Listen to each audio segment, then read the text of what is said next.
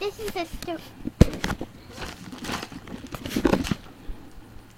Hi, this is the storyteller, and I'm going to be reading Sweet Valley Kids, Jessica's Cat Trick by Frances Passels.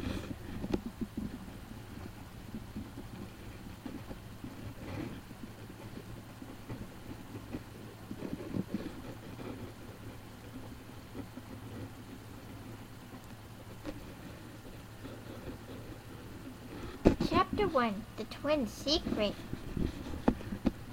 Come on, Jessica, Elizabeth Wakefield said as she jumped off the school bus and grabbed her twin sister's hand.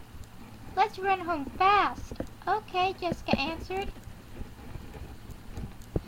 The girls had a special reason for being in a hurry. A few days earlier, Elizabeth and Jessica found a cat hiding under some bushes in their backyard. The twins wanted to keep her, but they knew their father and their brother Stephen were both allergic to cats. They hoped she hadn't run away. Act like everything's normal, Jessica said as she and Elizabeth reached their front door. Elizabeth nodded. I will, Jess. I know this has to stay a secret. At exactly the same time, both girls crossed their hearts and snapped their fingers twice. It was their own special promise sign, and they always did it together. Jessica and Elizabeth did almost everything together. They were identical twins. And that meant they were very special best friends.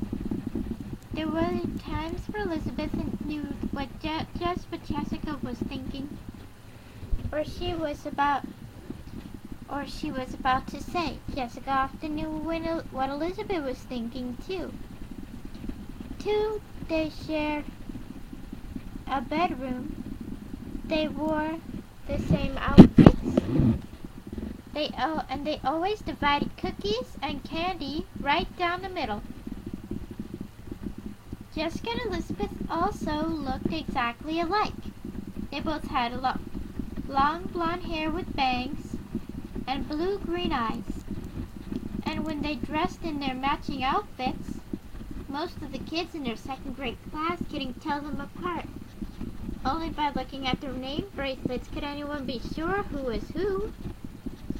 But just because they looked and sounded the same on the outside didn't mean they were the same on the inside. Elizabeth liked to make up adventure stories and act them out in the backyard. Jessica preferred to play with their dollhouse, so she wouldn't get messy. Elizabeth liked school and always did her homework right away. Jessica made faces when she had to open her school books.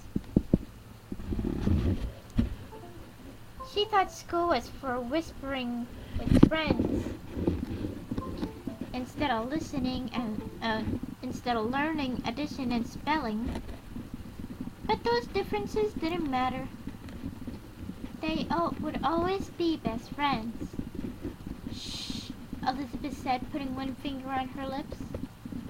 As she opened the door, Jessica tiptoed behind her. Hi, girls, Mrs. Wakefield greeted them in the front hall. Elizabeth and Jessica both jumped. Hi, Mom, Elizabeth said. She looked at her sister and gulped. Hi, Mom, Jessica repeated. We're going out to play in the backyard. Their mother looked surprised. No snack today? No thanks, they said at the same time. Okay, I'll be upstairs if you change your mind. Once their mother was gone, Elizabeth and Jessica ran out to the backyard. Elizabeth knelt down in front of the bush. Is she still there? Jessica asked. Elizabeth moved a branch away. Meow, came a sad cry. She sure is, Elizabeth answered as she pushed her head in until she could see the cat. Meow, the cat cried again. Her long fur was gray and white, and she had white boots on her front paws. But she also looked dirty and hungry. and she had a bad scratch on one ear. Jessica crawled next to Elizabeth. "Oh, she looks so lonely," Jessica said. She cuddled the cat gently in her arms until it began to purr. Elizabeth felt sad as she looked at the cat. "I wish we could keep her," she said. "I think we should," Jessica decided. "She's been here for 3 days. That means she doesn't have a home. And she likes us too."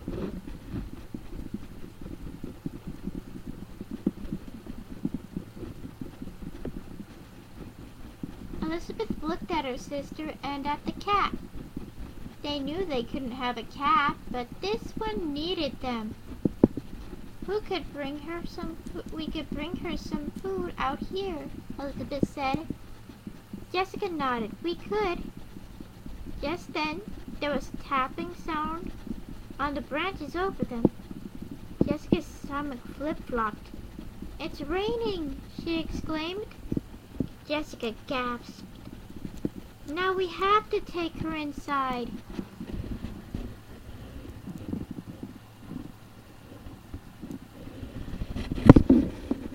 Chapter 2. A cat named Misty. "You hold her," Jessica said. She carefully put the cat in her sister's arms. "I'll go see if the coast is clear."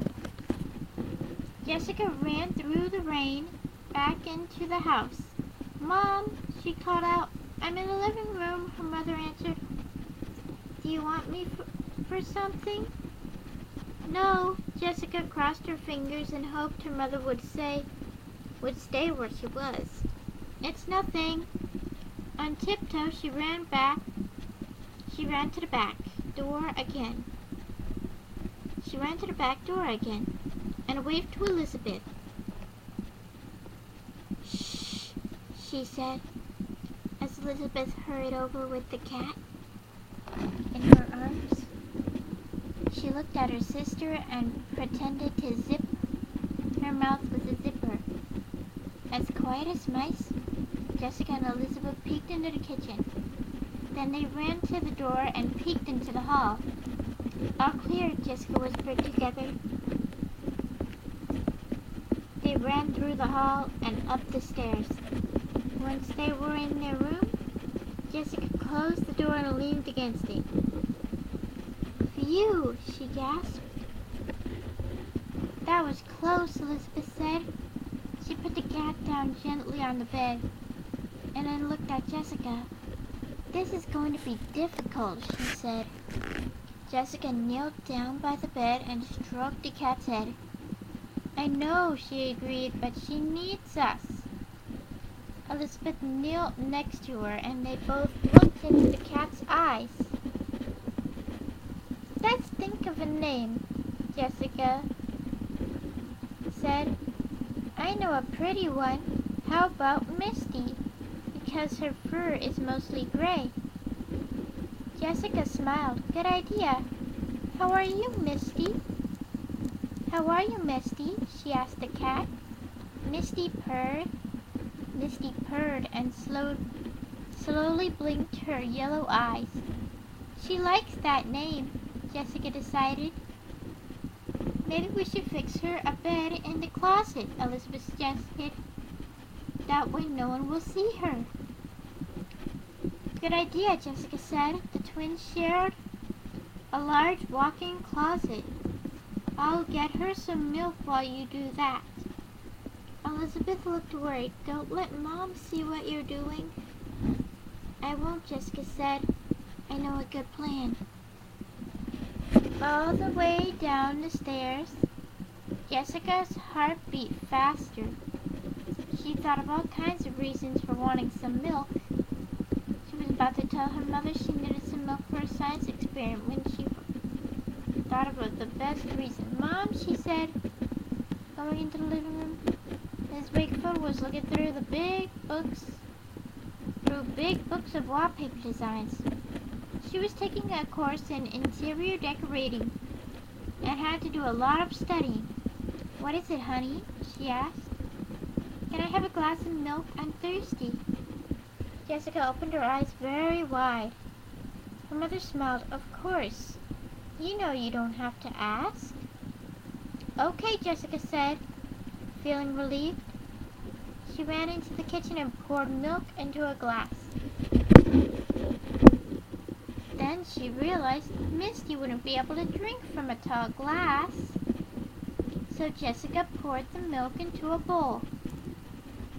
Watching to make sure her mother didn't see her, Jessica climbed upstairs carefully. She had to walk very slowly to keep from spilling any milk over the side of the bowl. "I made it," Jessica whispered when she got back to the room. Elizabeth was kneeling by the closet. "Good. Here she is. She's in here." "Here you go, Misty," Jessica said. She sat the bowl down by the cat, and Misty began lapping up the milk. She seemed very thirsty.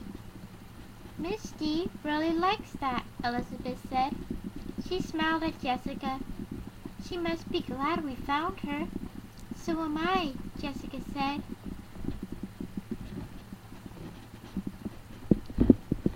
Elizabeth had made a cozy bed out of a soft blanket.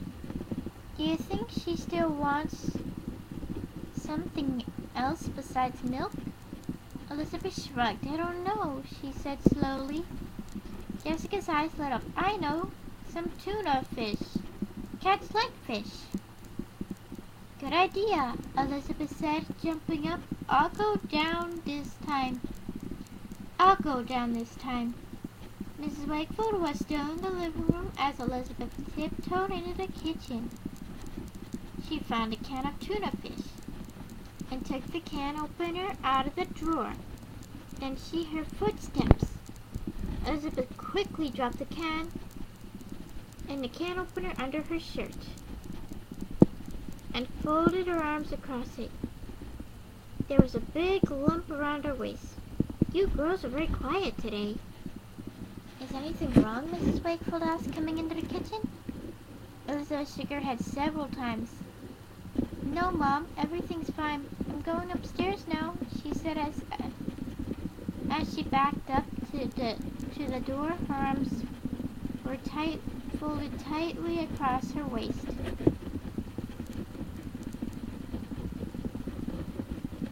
Mrs. Wakefield looked puzzled. Do you feel well, Elizabeth?" "Yes," shouted Elizabeth. Elizabeth shouted. Then she turned and ran. It was going to be harder than she thought to keep Misty a secret. Chapter 3. The Secret is Out. Before school started the next day, Elizabeth and Jessica told their friends about bringing Misty up to their room.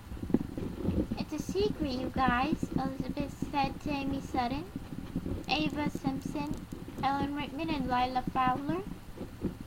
All the girls had found Misty together over the weekend. Amy nodded. "I won't tell," she promised. "It's good that she stayed in your backyard," Eva said. "She could have starved. I had a kitty once when I lived in Jamaica, but it ran away when I was 5. Eva had just moved